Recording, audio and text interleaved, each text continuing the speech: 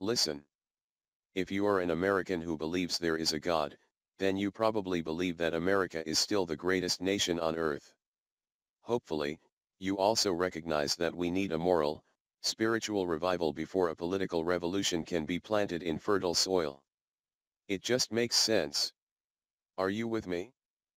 Please subscribe to Daily Tea at www.dailytea.us/subscribe.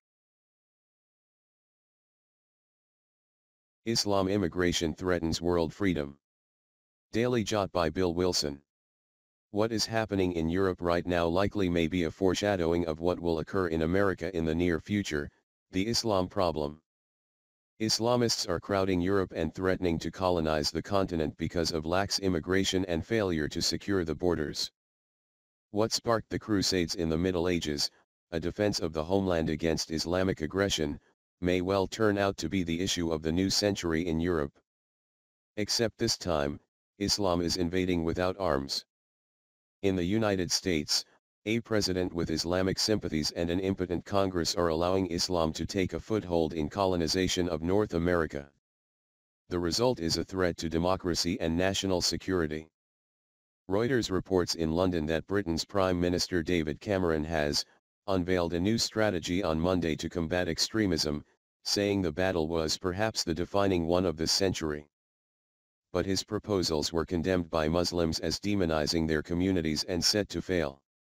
According to Reuters, the Muslim Council of Britain, MCB, said the government's strategy was based on poor analysis and risked alienating those who support it.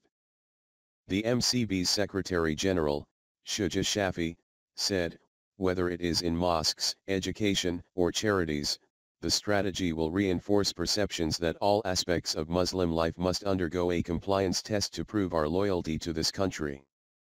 The Cameron government's counter-extremism strategy, Reuters reports, is designed primarily to counter the ideology promoted by Islamic State militants, Al-Qaeda and other Islamists, which the authorities say can lead young Britons onto a path of violence.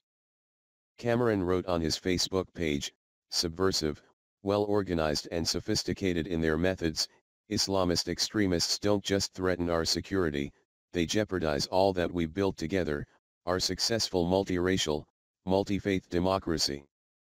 So we have to confront them wherever we find them." Cameron rightly assesses the situation with Islam. Islam is incompatible with freedom in general and Western democracy in particular. While the politically correct and the so-called enlightened see no threat to democracy posed by Islamists, their position is clearly on the wrong side of history. Islam's religious theology requires submission to Islam by either choice, by force, or by death. Where in the world is there peace, freedom, and just treatment under the law with Islam in control? With Islam there is no freedom of religion, no freedom of speech, there is slavery, domestic abuse, child abuse, sex trafficking, and drug trafficking as a matter of Islamic control and Sharia law. Europe and America need to wake up, for the example of Babylon in Jeremiah 51:14 looms, "Surely, I will fill thee with men, as with locusts, and they shall raise a battle cry against thee." Have a blessed and powerful day. Bill Wilson. www.dailyjot.com